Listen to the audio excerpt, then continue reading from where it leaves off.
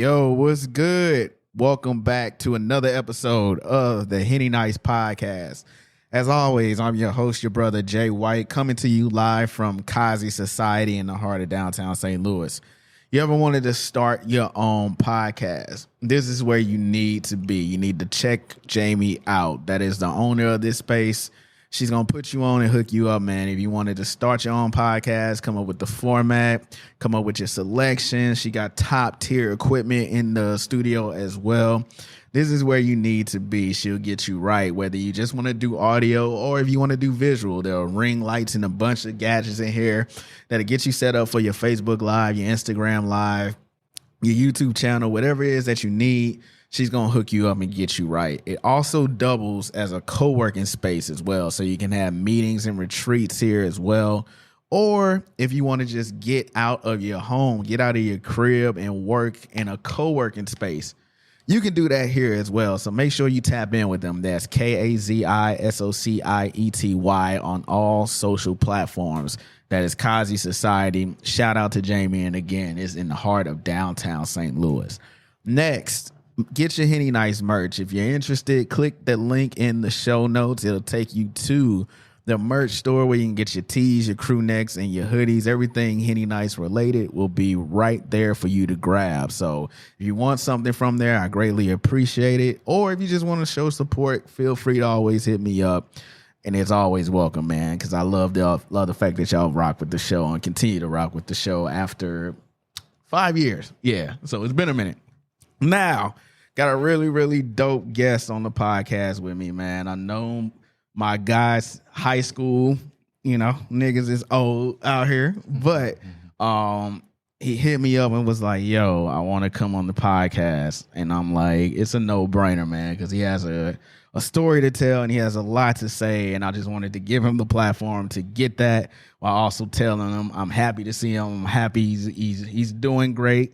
And my boy Cam. What's going on? My boy Cam is down here with me, man. So like I said, like I was telling you in the elevator, I'm happy you still here, bro. Most definitely. Happy to see you, man. It's always been love and support. And yeah, man, welcome to the podcast, bro. I'm glad to be here. It's really an honor. Yeah, man. It's really, really dope. But yeah, man, the floor is yours, man. Like we were talking about, you got some stuff you want to get off your chest. You got a story to tell. But and I think it's important for us because it's dealing with health and things like that. Yep. Things that we sometimes tend to take for granted, and it affects us as Black people proportionately. You know what I'm saying? Yeah. So, go ahead, man. What's going on with you? How you been? Yeah, no, I'm well. I'm happy and I'm grateful every day that I wake up just to see the sun. Mm-hmm. Or even if the sun don't shine, because it's been raining a lot. Yeah, but I'm just happy to see the day. Yeah, man. Yeah, but just to jump right into it, I'm type 2 diabetic. Mm-hmm. I didn't know I had diabetes. Mm-hmm. And the story of like my journey begins actually at the airport. Okay. I was supposed to help a friend of mine move back to St. Louis. They live in they used to live in Nashville. Okay. I was going, and they work for an airline company. Okay. So the flight there was taken care of, and we was gonna drive back in a U-Haul. Mm-hmm. My girlfriend takes me to the airport, and I'm like tired, but I'm actually like sluggish. I just chunked it up to me being tired because I be on the move a lot. Yeah. If you know me, I be on the move a lot. Right. I get to the airport, we like 2-3 hours early, so I lay down in the front. Like this is before going through security, TSA, all that. Mm-hmm. I sit down, I fall asleep. I wake up, I'm trying to get one of the attendants' attention.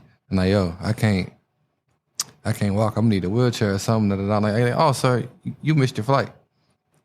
So I'm like, okay, call my lady up, told her I missed my flight, called the homie in Nashville, told her I couldn't make it, the way my body feeling, da-da-da-da-da. So I get to the crib, I fall asleep. The date is March 28th going into March 29th in reference to like, it was nighttime. By the time I got home, it was the next day, if you count days like that. Yeah. I know some people want to be really, really technical. Right. So I go to sleep at like 12 a.m. and this is March 29th. I didn't wake up until April 8th. I was in the diabetic coma for 9 days. My lady tried to wake me up the following morning at like 9-ish in the morning, I believe. She was like, I was unresponsive. Mm-hmm. She before she called 911, she called my mom. Right. She had called my mom, and it was just hearing the story was kind of funny. She's like, I think Cameron need to go to the doctor or something. She was like, put him on the phone. It's like, he can't get on the phone. She was like, hang up and call 911. Mm-hmm. Christian Northeast is the closest hospital to my residence. Okay. Shout out to all the workers who were working in the ICU at Christian Northeast, because if it wasn't for them that night, I wouldn't be here. Mm. I know a lot of us try to talk down on Christian Northeast. Yeah. But the hospital saved my life. So the paramedics get there, and they're like, where should we take them? Mm. And my mama was like, take them to like Mercy or Mobab, one of them joints that's further west. Yeah. And the paramedics was like, we don't know how long he's been out. And granted, I went to sleep, but who knows what time that unresponsiveness actually kicked in. So it was like, it'd be smarter for us to just take him around. Like, I can get to Christian Northeast in like 3 minutes. Yeah. So I ended up going there. Are you familiar with blood sugar levels?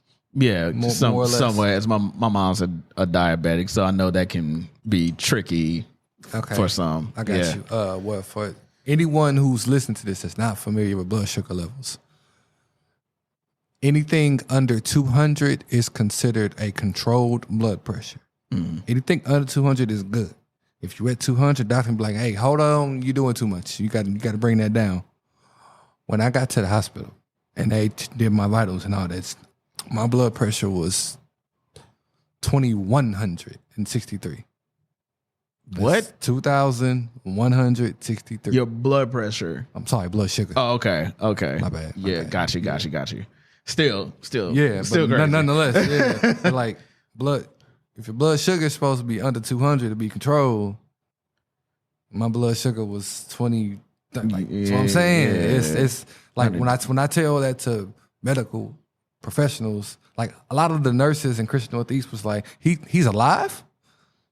And then I got a lot of compliments. Like, oh, like a lot of the staff there just kind of walked in and was like, hey, hey man, you're a badass. You're over here fighting and like you still here. Mm-hmm. Like it was just kind of amazing to hear that. Yeah. Also kind of weird, but yeah. A good sense of weird. While I was in my diabetic coma, my kidneys failed.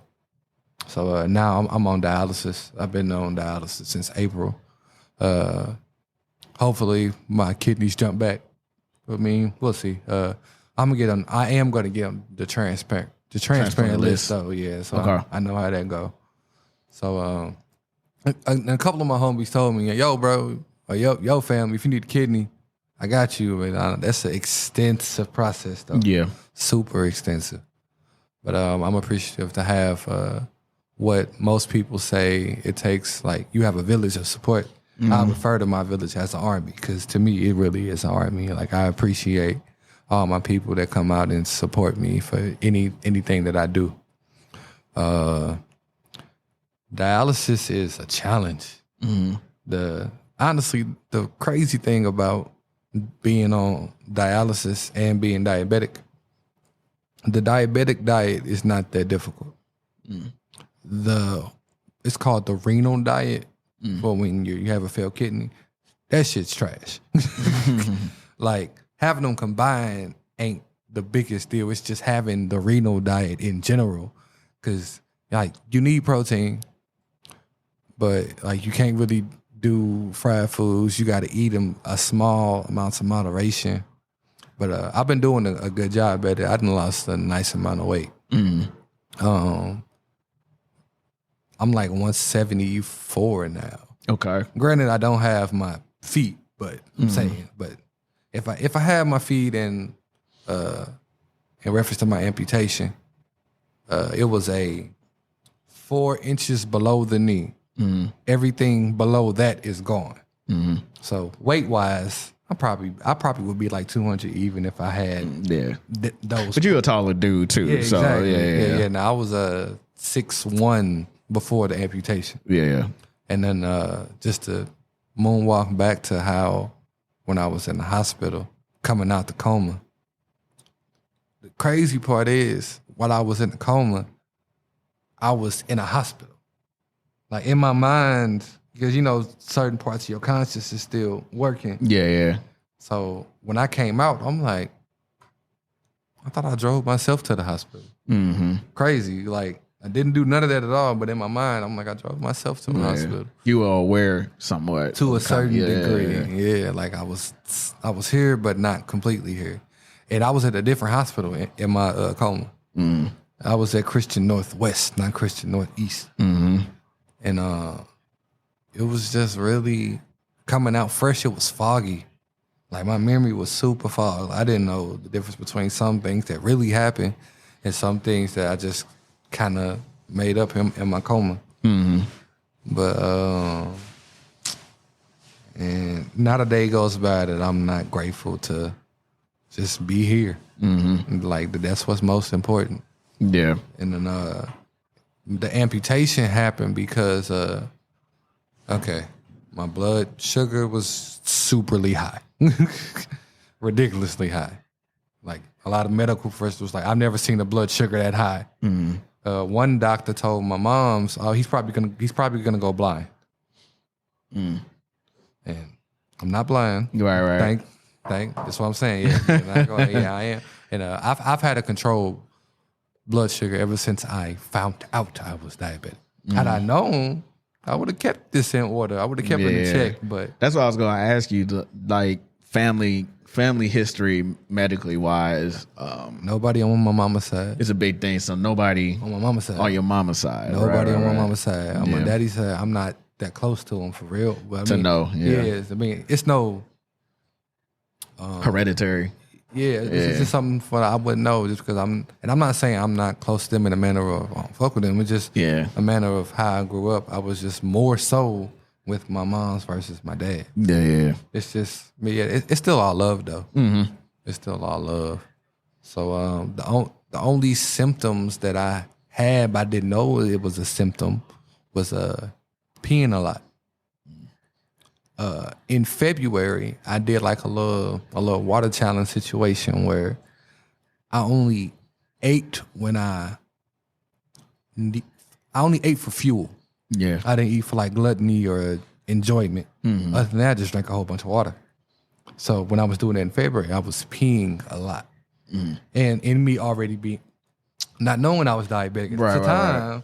That's not healthy for a diabetic to do. Yeah. Like, you only eat when, because as a diabetic, you need sugar, you need carbs. You just got to balance it out.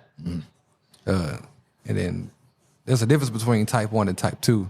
Type 1 diabetics, their bodies don't produce insulin. Those are the people who have to like shot, which is why my mom has to take shots, so or inject herself. So yeah, like that's insulin. I'm type 2. I still produce insulin on my own.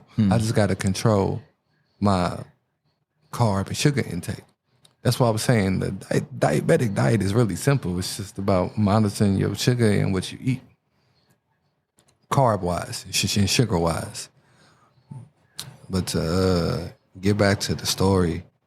My blood sugar was really, really high. They gave me some kind of blood sugar medicine to lower it. It dropped down from 2,100 to 700 in a day. Okay. But in doing that, it worked against my blood pressure. So my blood sugar was correcting itself. My blood pressure was starting to mess up. I don't remember the exact numbers, but I know it got critical. Just as bad as the blood sugar was critically high, the blood pressure started to mess up just as critical as that blood sugar number. Right. So they gave me a strong blood pressure medicine. But the thing about that particular blood pressure medicine, it's called Levophed. Levophed is notorious for messing up blood circulation in the extremities, your arms, your hands, and your feet. It'll correct your blood pressure, but it messes up the circulation in your hands, feet, arms, extremities. And that's what happened with my legs and my feet. Because honestly, the same thing happened to my feet happened to my hands. Discoloration started to get purple, but I was able to move them enough to get the blood circulation back in my hands, but not my feet. You seen Kill Bill, haven't you? Yeah. Remember when she was your big toe? That was me in my head. I was like, wiggle your big toe. Like, you got to move your feet in order to get the blood circulation. And I was moving a little bit, but it wasn't enough to circulate the blood. And that's what caused me to have my amputation. You know, they didn't jump to amputation. They did a surgery called a debridement. A debridement is basically trying to salvage good tissue that's underneath bad tissue. They did debridement on one of my feet. It was like, nah, it's no good. But your other foot may be okay. They did debridement on that one. Same story. So then we had to go to the amputation route. And I'm gonna say, ironically, someone who was on my surgical team at Christian Northeast also works at Barnes. They knew a lower extremity amputee specialist at Barnes. Okay. So that was like, well, you can have your surgery here at Christian, or I can refer you to this specialist that's at Barnes. I'm like, give me the specialist. Right. I mean, granted, like I can do it here, but I'd rather go to somebody who specializes in it. Right. Make you feel a little bit better. You know, you already stressed about like goddamn, like really, because honestly, I was in disbelief. I was over here like, nah, something gonna happen. Like something gonna. I'm gonna believe this into existence. Like I'm gonna walk out of here. Yeah, but that wasn't per se the case. But I mean, hey, I'm still here. I mean, I rode out of there, but I mean, hey, I do got prosthetics. Okay. On the way per se, Levophed left some wounds on my knees, and in me being diabetic, my wounds healed super slow. I had a pop-up shop like last week. I got my nose pierced there. Yeah, I saw the video. Yeah, I only got it pierced because it looked like it was a piercing there. Man, when I was at Christian Northeast, some doctor told my grandmama, "Oh, his nose is probably gonna fall off. He's gonna need plastic surgery." All my mama did was to the extreme, bro. Yeah, like I'm like my mama put shea butter on my shit, and my nose is fine. Yeah, but you know, like what our skin and their skin is different. Yeah. Yeah, like we actually we know how that go with like weight, body mass index, and stuff like that. We a little different versus what they got going on. So they try to put that on you. That show threw me. I'm like, plastic surgery. All they did was throw some shea butter on my nose. Everything healed fine. It looked like I had a piercing in there, so that's why I got the piercing. Last week. Gotcha. Yeah. So man, my amputation was like, it went smooth. Yeah, you know, they had knocked me out for it and everything. But when I transferred to Barnes, that was my first time being outside in a while. Just being on like the stretcher, I was like, can y'all not rush me? Yeah, rush me into the room. Yeah, like let me get a little breeze. Like it can be 2 minutes for all I care. It's my first time having fresh air in in a month. Yeah. So after my amputation, when I first got to Barnes, I was in like a nice room, like good view over the Science Center at nighttime. Okay. It didn't look like a loft. Well, they've been renovating and all that shit over there for a while. So they always renovate. For y'all, some of y'all for y'all that's not in St. Louis, Barnes is like our big. I don't want to call it a chain, but one of the big hospital health systems we have in place here in St. Louis, and tends to be on the the nicer side, especially the West County location, which I've been familiar with. So, it's also a part of WashU's campus. Yeah, WashU as well. WashU does a lot of work with Barnes, which is why we have one of like the top medical programs in the world or whatever, because of that Barnes connection as well. So yeah, you were definitely in good hands. As he said, he was with a specialist. So the amputation went smooth, but like the same night, like I had to get moved to ICU because my blood pressure was dropping, but I felt fine. Normally there's like a symptom with blood pressure where it's like dizziness, shortness of breathing, something. I felt fine. They had to put like 2-3 extra IVs in me. That shit was annoying. And like, cause all my good veins are right by my right elbow. But I had this scar over here. This scar used to be a big scab. It was about this wide. It was like from my middle of my palm to like slightly below my wrist, on the opposite sides of the palm, trying to give people a visual. And they didn't want to put no IV in that arm because of the wound that was there, and this was being healed, but this got stitched up when I was at Christian Northeast. So the people at Barnes was like, we don't know what that is. We don't want to mess with it. Yeah. So the bandages ended up getting taken off like 2 weeks after my surgery. And then my amputation happened on May 19th. Okay. The debridements I was telling you about happened the week before that. May 19th was a Thursday. Debridement number 1 happened. That's 19. What's 19 minus 7? 12. Debridement number 1 happened on the 11th. Okay. Debridement number 2 happened on the 13th. Okay. Then amputation following week. 19. Yeah. Then it's a lot of poking and prodding, bro. Yeah, but I mean, it's all for the betterment. Yeah, you was like, just do what you got to do at that point. Yeah, it was all for the betterment. Like most of the staff was really impressed how well I was handling my blood sugar once I found out I was diabetic. I'm really big on like monitoring what I eat now, like super big. Like I may have like a little cheat snack every so often, but nah, man, I ain't got time to let what I eat deteriorate my body. Yeah, cause that's what happened.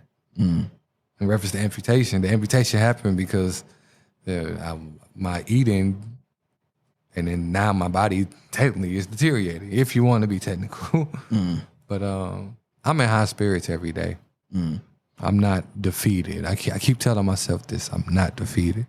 No matter what I go through, I'm not defeated. So I can still like push on. And then like I'm using my story just to help like inspire people. Like that's why I started doing the little dance videos I was doing every morning. Yeah. Like I got a lot of feedback and like good energy from doing those. So like every morning, I would just get some sunlight, turn on some feel-good music, and like just record myself dancing for like a minute or two, or just like one song. Right.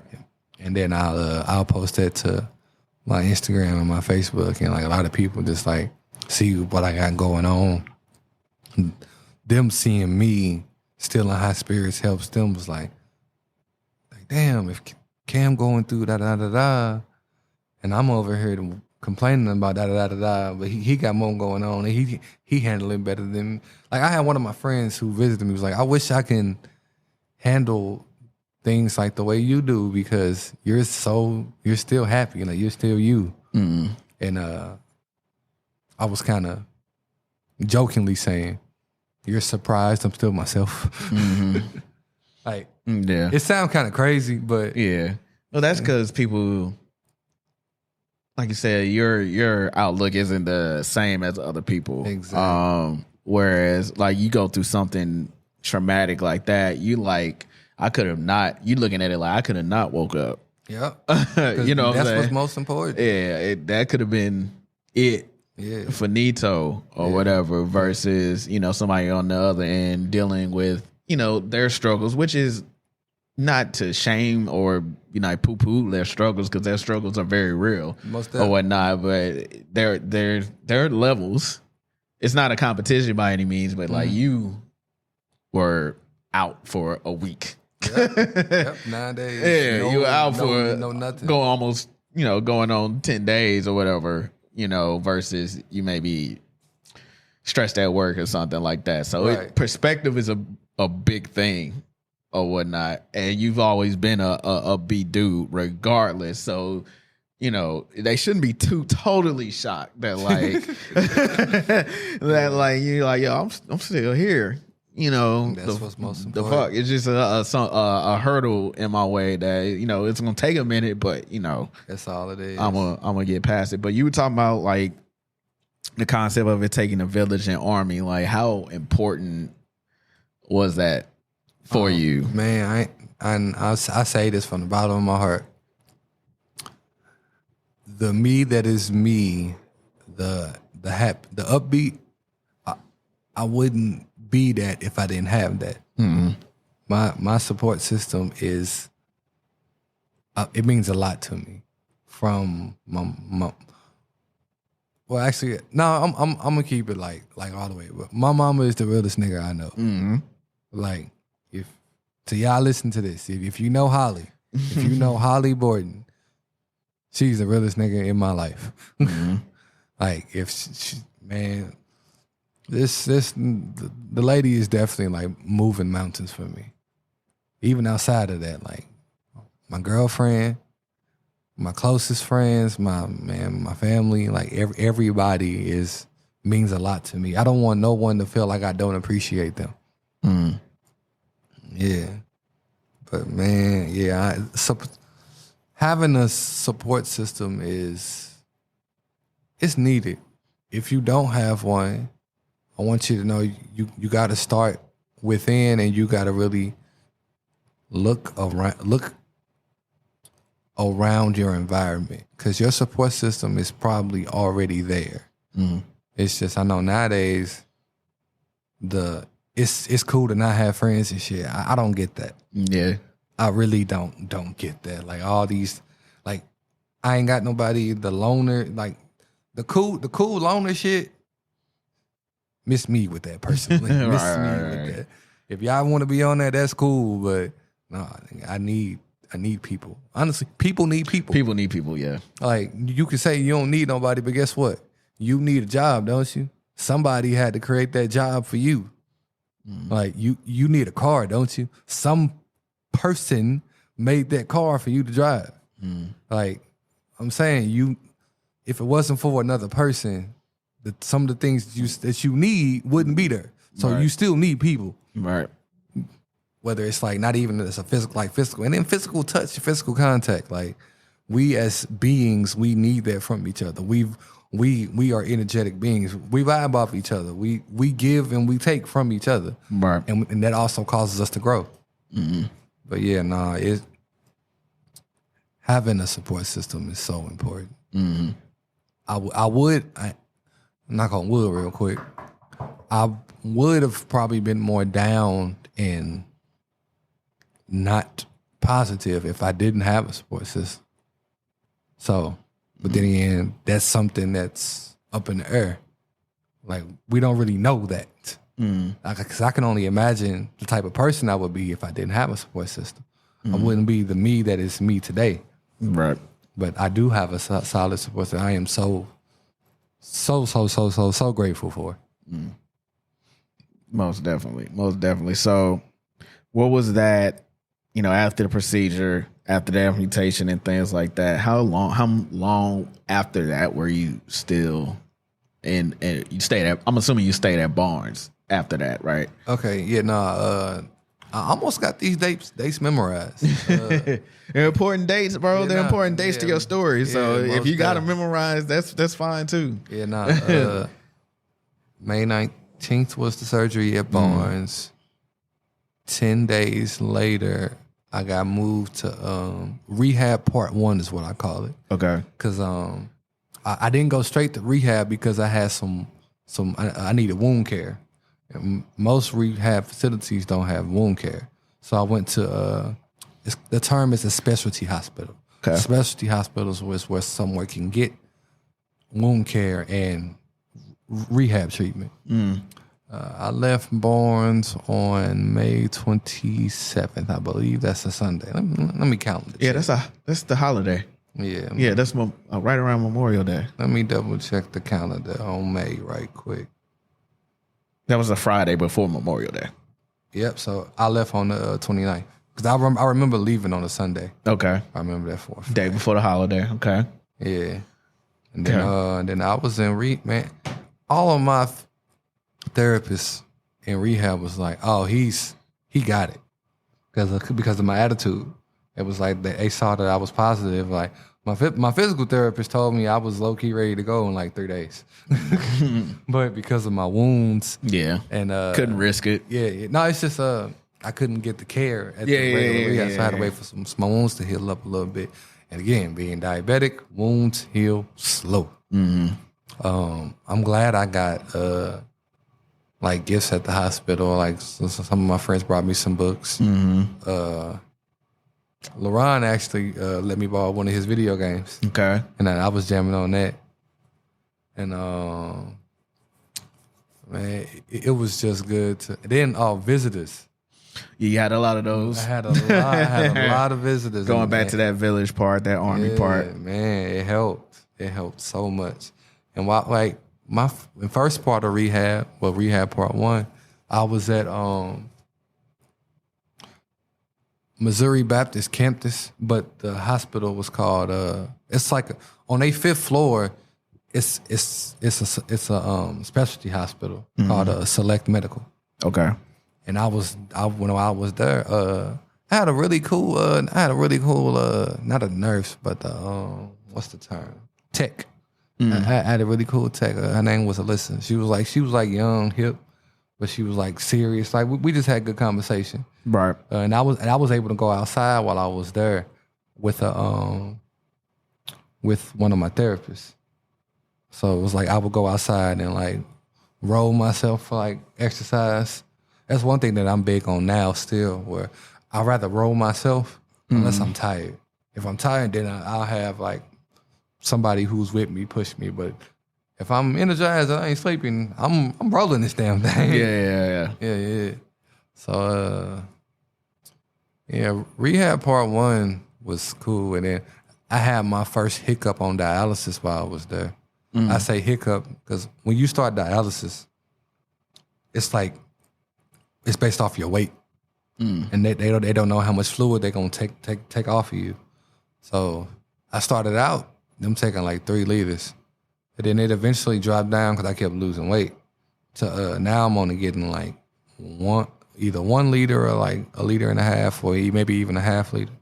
So that's that's like half or less than where I started.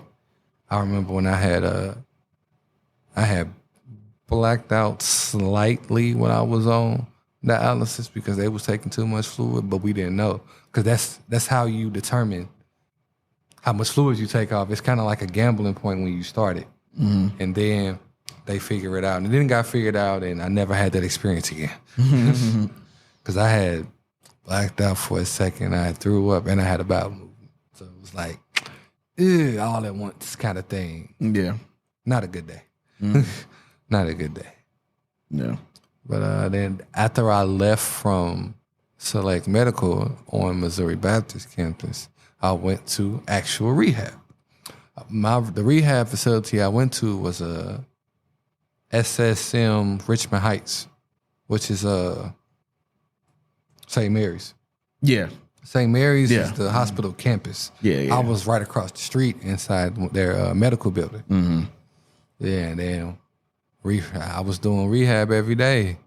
The physical therapist, I had an awesome physical therapist. Like I wish I can still like reach out to him to this day. I wish he accepted like personal clients. Yeah. But he just worked for the rehab facility. And our dude was, he really knew his stuff. occupational therapists, I've learned why occupational therapy is needed. But to me, just personally, I didn't really care for it because I was kind of pretty mobile, but it was good to have somebody there for the sake of instructing, because an occupational therapist is just somebody who makes sure you can do things around your house. Like make sure you can use the bathroom without falling.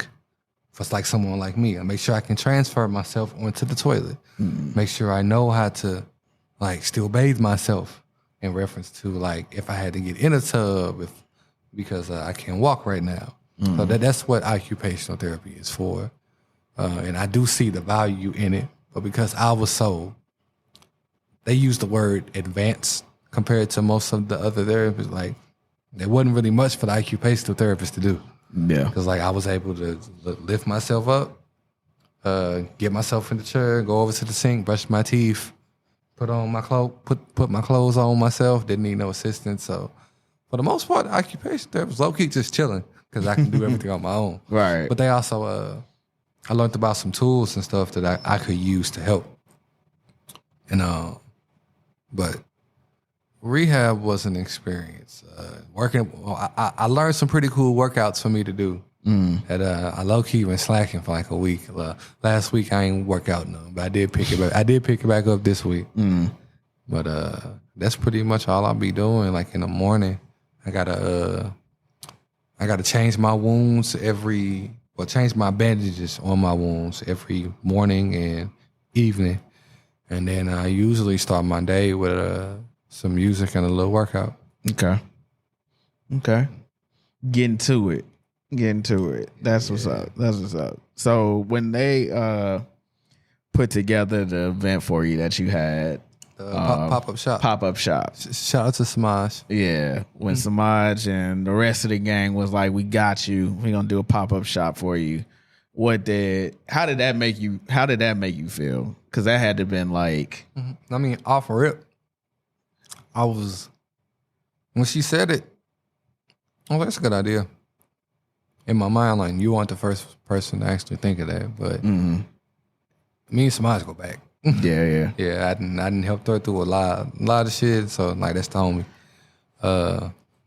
So I was like, let's do it. And then I connected her with my mom, and because where it was at my mom's business space. My mom owns a adult daycare, so we just utilized that space. Yeah, for the pop-up shop, and it was a great turnout. But as far as like the idea itself,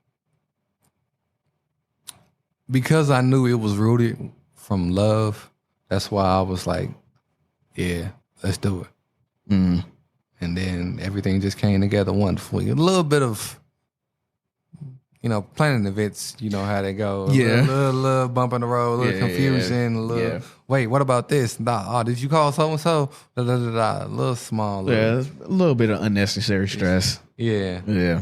But then the thing about, I'm trying to figure out at what point I was like, you know what, everything gonna be all right.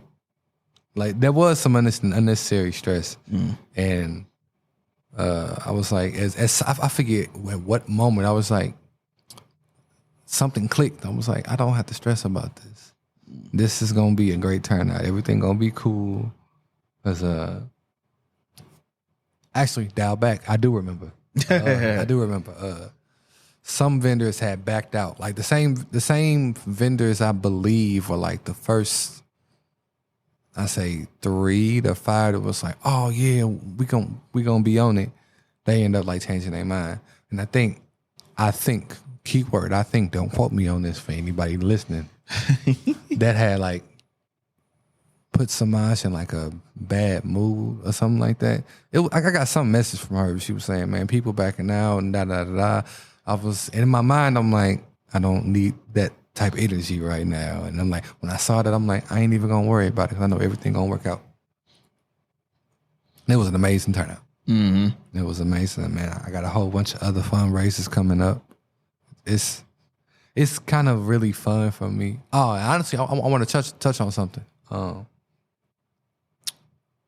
Me and my mother's relationship has always been good, but My mom is a busy businesswoman. She a hustler. She moving. She grooving. She handling business. She trying to grow. Trying to grow in 7 to 8 different fields all at once. My mom visits me in hospital pretty much every day. Right. Along with my girlfriend, like pretty much every day. Like I say they probably miss 7 or 8 days out of a 3-month span, if that. So like I got to spend a lot of time with my mom, and that was like really cool for me. Like me and my mom bond a lot more since everything that's been going on. That was something that I'm like, silver lining. Silver lining. Like it's not that bad. I get like I'm seeing my mom like every day. I'm talking to my mom more. It's bringing us closer. Like I'm very appreciative for that. Yeah. Yeah, because it could get a little different when you're the adult versus a kid. Mm-hmm. Yeah, like the you're adult with your own life and relationship dynamics. Yeah, your own outlooks on things and stuff like that. So you don't want it to be in a situation where like one of you is in the hospital, obviously, but then that's another moment that clicks for you. You like time. Yeah, time is kind of irrelevant. It's like it's just me and you locked in or whatever. So you start, talking about things and getting into things, and I'm sure that you're her child, so that meant a lot for her as well as you. So and time is important. Yeah, like when somebody goes through something that I went through, you over here thinking about time, like how much is left, like because there was a strong possibility that I could have not woke up. And I remember, like, because a couple of my friends and homies was like, we ain't even know what happened. I mean, hey, look, how would you know? Yeah. Yeah, like, my closest to kin knew, but they ain't want to tell everybody yet because, I mean, it's something that's out of respect, though. Yeah, exactly. Exactly. Yeah, that's out of respect. And then my girlfriend had my phone while I was in a coma. So I'm over here like, I mean, hey, look. She gonna respond to who she can, but she was relieved to give me my phone back when I came out the coma because my phone was blowing up. Yeah. And it's like you said, it's an energy thing for them too. Like your girlfriend was like, "Look, I already had to do a nightmare, go through a nightmare of like him not waking up when I was trying to wake him up." So I don't need any added stress to that. And then your mom, who typically is like, the barrier and the shield for the kids, your sons and your daughters and stuff like that. And she has to still protect you, but also like kind of manage her emotions with everybody else, like around what's going on, what's happening, what's this, what's that, what's new or whatever. And I'm sure it was for them, it was kind of like, yo, as a human, you just like enough. Like I actually want to touch on something. I had made a status saying this, but I want to speak on it too. To all the people who initially responded saying, I'm glad you're here. I'm glad you're okay. It's good to see you still living. I appreciate that like so much versus the people who were just asking like what happened. Yeah. That initial response meant a lot to me. Yeah. I can see how that as somebody who has dealt with some personal that has kind of like changed you or whatever. It gets tiring. Most definitely. It gets tiring because like you're trying to adjust to a new normal. You can't go back to the normal you once knew. So you're adjusting to this new normal. And instead of asking like tapping in with me, you want to know the circumstances all around, like why. You just care about the spectacle. You don't care about like I'm fucking laid up here I'm fucking laid up here in this bed, can't do shit. And I do got to keep in mind like for other people's perspectives, this is also something that can shock. Yeah. Like it goes back to the human thing. Like there's no book on how to Human. handle that. You know, There's what I'm no saying? book on how to human. Whether it's grief, a circumstance that happened like yours, just something that is just a radical change in folks' life. There's no like, I'm gonna turn to page 77 and go read these responses or whatever or questions. There is no handbook on how to handle traumatic things. Yeah. Everybody handles things and looks at things differently. But it's just, I just wanted to give a special, like, it meant a lot to me to the initial response was something positive. Yeah. First, I know some people with the shock, it's understandable. Yeah. It's like, you don't know what to say. So you're just like, oh, what happened? And then it eventually turns into, hey, man, I'm glad you're here. But it was something about that initial glad you're here that just meant a lot to me. Yeah. I mean, like, those are the people who they either, I'm going to say brain power or wavelength is just on a certain tier. Like, they just jump to the positivity. Yeah. Versus, like, saying something out of shock. Yeah. That we all need that. Yeah, no, that definitely meant a lot to me. Yeah, we all need that for sure. And like I said it to you when you came in, I'm like, yo, I'm glad you still here. I'm glad you still here, bro. Fuck anything else, you know.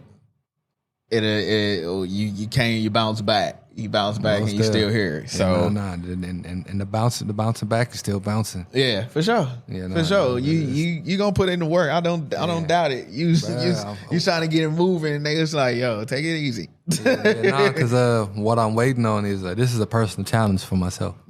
When I get my prosthetics, I want to be able to do the Mariah Carey slide. That's a personal goal for me. Hey, that's gonna test the fuck out of you. I know, that's what I'm saying. I'm like, the motherfucking fantasy slide is gonna test the hell out of you, my boy. Yeah, like that's my goal. I want to be able to do that with my prosthetics. Yeah. And like have my balance throughout the I was gonna ask that. I was like, what are some of the things that now that you know you're going through the things, your physical therapy, you're adjusting to the new way of life and things. What are some of the things you're looking forward to? So number one is the fantasy slide. Get out there and fantasy slide. Yeah, okay. Jokingly speaking, I'm gonna be on the beach in some hoochie daddy shorts with my prosthetics out. Fuck with it. With my prosthetics out. I'm actually I'm thinking about getting 2 pair. Like 1 pair for like casual, another like high endurance pair. Like tink joints. Where it's like, because I'm not like a runner, but I mean, I may be able. I want to incorporate working out as a part of like staying healthy. Yeah.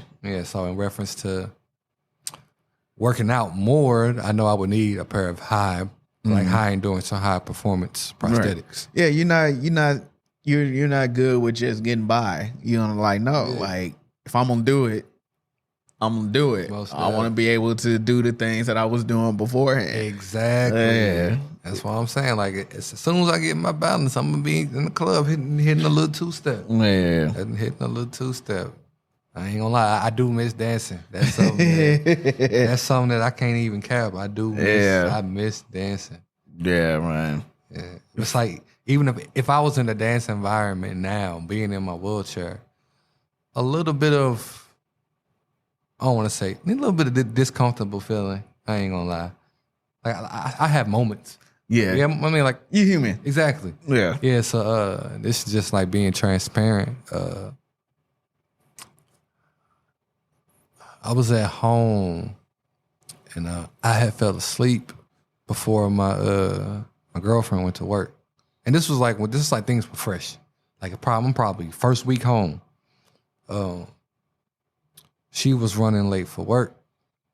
And basically, long story short, the wheelchair wasn't accessible or wasn't in my reach before she left. And I was just chilling on I got a nice couch with it's a sectional with an ottoman at the same level. That's like my bed now. Because I can't go up the stairs to the actual bedroom. My house is a 3-level. So the main floor, which has the living room, the half bath, and the kitchen, that's accessible for me. So that's the only spot I can actually navigate through. That particular day, I was kind of stuck on the couch, which eventually my mom's came over because I gave her a key to the crib. And she had brought me some lunch. It was, well, like between lunch and dinner, it's like 3 o'clock, 4 o'clock. I don't know if you call, what's that, supper? Yeah, something like that. Yeah, so it was like from the time she had dipped out, I was like, if I had to use the bathroom, I could. Granted, I didn't. And so it was just kind of, it was in my head like, damn, I don't want to get on the floor and try to get to it because I don't want to be stuck. So I was kind of in my head a little bit. Yeah. I had a little moment that day, but everything worked out. And that's the thing. Life is about moments. No matter, like, everything you experience is a moment that will pass. So it's like, yeah, I was sad in that moment, but that was just that moment.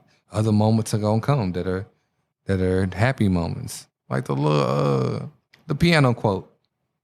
Life is like a piano. You got white keys, you got black keys. The white keys represent happiness, the black keys represent sadness. But when, like, as life, you use both keys to create beautiful music. Yeah, so that's really the way I look at things in general. I do my best not to dwell. Yeah. Nothing good comes from dwelling. Facts. Nothing good. Like if you gonna dwell, you gonna soak, you gonna be depressed. You got to get yourself out of that. Yeah. That's a good way to look at it for sure. It's ebbs and flows for sure. Ebbs and flows. You can't have one without the other, unfortunately.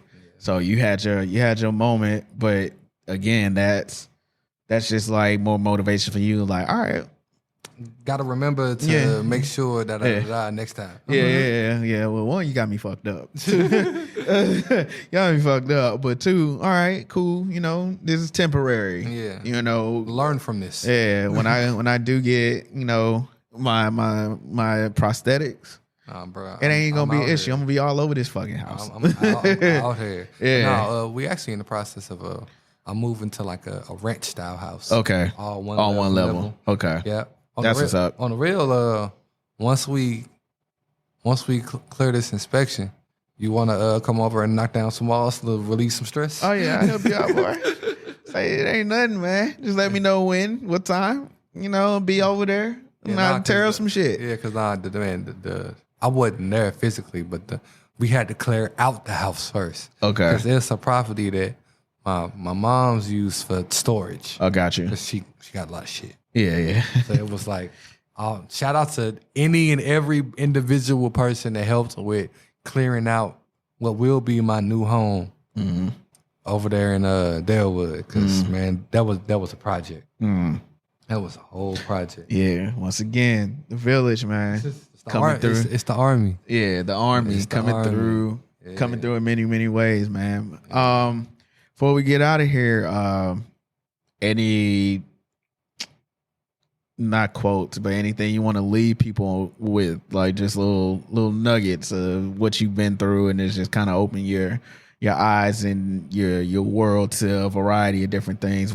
through going through this, or for anybody who may or may not be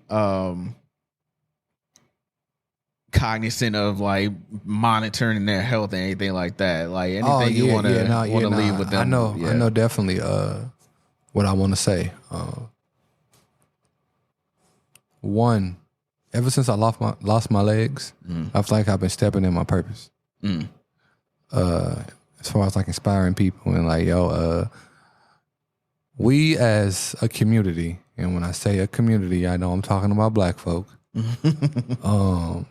We gotta do better with health. Like I'm a walking example. I'm a rolling example at the moment in this wheelchair. But get checked out. Have a primary care practitioner, because I did it, and that's part of the reason why I'm in this situation. Had I been going to see a primary care practitioner even like once every season or 6 months, they wouldn't be able to spot something like, wait a minute, blood sugar, da-da-da-da. That was higher than like 3 months ago, some, I think we should da-da-da-da. So like have a primary care practitioner. Like that's something that's really crucial. Honestly, to really make a real push, find a holistic one if you can. If you don't want to be on the the extra pharmaceuticals and the medicals and all that junk. They do exist. They do exist. It may be a little harder to find them, but try to figure out what insurance they take. If you got to change your insurance to get a holistic primary care practitioner, then do that. Because honestly, that's what I'm gonna do. Because I had to sign my insurance situation. I'm changing it in like November so I can go to a holistic primary care practitioner. Because right now, my insurance, I couldn't find nobody who took it that was holistic. But yeah, no, man, health is wealth. Facts. Health is wealth. Facts. And then we running a little short on time, you said? You good. I just, before we get out of here, because we, right around an hour, and I didn't want to hold you or anything like that. But if you got something on your spirit or something like that, go ahead and get that out. I just want to speak about 2 fundraiser events I got coming up. Okay. The closest one coming up is August 20th. I'm doing a sip and paint at if you've been to the pop-up shop, it's gonna be at the same location. Okay. But if you haven't been, the address is 1044 West Florissant, 63136. We doing payments via Cash App. I'm gonna make sure I send you the flyer. Yeah, send me all the info and I'll put it, all that'll be in the show notes. Yeah, nah, that's dope. That's dope. It's gonna be 45. It's 4 actually different sets of paints. When I say sets, I mean it's like we got a 12 to 2 slot, a 3 to 5 slot, got you, a 6 to 8 Time slot, slots. yeah, okay. And a 9 to 11 slot. The 6 to 8 and the 9 to 11, they are 420 friendly. Okay. Those would be the puffin paints. Say less. The puffin paint, the puff sipping paints. Okay. Yeah. And then man, I ain't gonna lie, doing events as fundraisers for my situation and my cause, it's fun. But it's a little bit of a headache. Yeah. But I'm happy to get back into promotion to a certain degree. I used to throw parties, I used to promote parties, let me say that. Back when I was like fresh 18 and junk. But to be doing it again, I would just talk to my mom about this. Shit, my mama was the shit in the 90s. My mama used to throw hair shows. She owned a beauty salon. She used to do all types of events and stuff. So it's like now me and her doing stuff together, it's kind of cool. Yeah, full circle moment. Yeah. Most def. And then I got it's a cheesy title, but a little bit of cheese can be funny. Right. Pam with Cam. Pam is an acronym standing for poetry and music. Okay. So it's gonna be Pam with Cam and friends at Blue Strawberry. Okay. General admission gonna be 35. Reserve seating is gonna be 40. I'm trying to get rid of them. Hey, look, if you're trying to get in with a reserved seat, I would strongly recommend getting that reserved seat to make sure you ain't standing or far away from the stage. Right. But it's gonna be a good night. We bring in diabetes awareness to the community. Okay. And we raising funds for my surgeries and the prosthetics, and me moving into a new house and getting renovations done for the sake of making it more accessible for me. Just to shout out some of my homies on the performances. We got Just Rich, Gold Giraffe, Juria Vocals, Energy, MC, A Minor, Lewis Confliction, Lethal the Poet, Accurate. The trap band's gonna be the house band for that day. KV the Writer, Fluid, and Free. Okay. Yeah. It's gonna be a good time. Got a line up there. Yeah. I'm also gonna have a live painter there too. But he do his thing. Like he's real animated when he paints. Like super animated. Okay. Yeah. Okay. And these are both in August, which is literally that's September 3rd. Okay. So one in August, one in September. Yeah. I got it. Okay. We probably gonna finagle a pop-up shop and again because all the vendors keep asking for another one because the last one was such a good turnout. And then everybody like, when the next one? When the next one? When the next one? I'm like, you know how they go. Well, we really decided not to do one in August because shit, August is back to school. Yeah. And ain't nobody trying to shop for themselves. Yeah. Everybody trying to shop for their kids. That's a little tough. That's a little tough, especially we in that age demographic where folks got like families. Yeah, like real long. like families, like two, 3. Right. So yeah, most definitely. But yeah, man, I'll definitely take that information and put all that in the show notes. It's definitely a great cause, and like you said, bringing awareness to something that's like it does affect us. I'm sure anybody listening knows somebody that even that's like around our age, because I can think of like a couple off the top of my head that are dealing with some form of like diabetes or something like that, where they have to monitor their blood sugar and stuff like that. Some of them they have the monitor in their arm or their side and stuff like that. I actually plan on getting that. Okay, I plan on getting that. Yeah. I know. Like I said, and it's people that is younger than us that have to do that. So. Right. Like you said, health is wealth, man. You have to take care of yourself in order to be here for the long run, man. We have unfortunately lost a lot of solid people, not necessarily just diabetes, but other health situations where, you know, it just goes left. And we don't want to continue to bury our peers, you know what I'm saying? So we want to be able to talk about. We want to be the old heads that talked about the old days. Yeah, and then we also want to be able to prevent it from being something that's taking us out. Yeah. Like if we know it's relevant in the community, talks like this, like podcasts like this, are helping put the word out about things. Yeah, and that's really what like I want. Like I want to be able to, hey, this happened to me. I don't want this to happen to you. Yeah. Because like I felt fine. Yeah. Like even when my blood pressure dropped sometimes, like I didn't feel nothing. Yeah. I was like asymptomatic to my blood pressure moving up and down. So it's like when it comes to diabetes and man, look, a lot of us get it hereditary and don't know that we have it. And that's what we think happened with me. Like, so it's something that you cannot know you have unless you get checked out. Yeah. What you don't know, that whole what you don't know won't hurt you type shit. Like, nah, we gotta be more responsible than that. We gotta know what's going on. We gotta take care of ourselves. Like I said, we gotta be around and be the old heads to tell the stories of how we used to do stuff back in the day. You know what I'm saying? So I want to see us be here for a while. But Instagram. Tell them your Instagram where they can follow you as well. Yeah, you can follow me on Instagram at Campfire King 314. That's CampfireKing 314. Facebook Cameron King. There you go.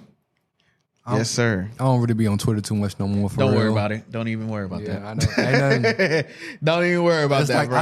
I still got it. Like, I tweet probably once every few months. You ain't missing nothing, bro. Don't even worry about it. I know Twitter's where the dark side is. Yeah. Stay on Instagram. Stay on Facebook. I already know. Stay over there side. But yeah, man, appreciate you coming down, bro. It's an honor to be here. Super important. Like I said, I'm glad you're still here. I'm glad you feel that you're doing things that are stepping in your purpose even more so now, and able to be here and share your story, man, and to try to change that narrative of, you know, people being scared about what they may find in regards to health. So yeah, man, I'll be there to help knock down the wall. So just let me know, man. Yeah, nah, I got you. Yeah, come through. The next time we doing something to the crib or shit, the moving process, I'm definitely gonna hit you up. Yeah, hit me up, bro. I'll be glad to help. But yeah, man, appreciate you coming down, man. Like I said, I'm glad you're still here. And the next time we'll holler at y'all later. Peace.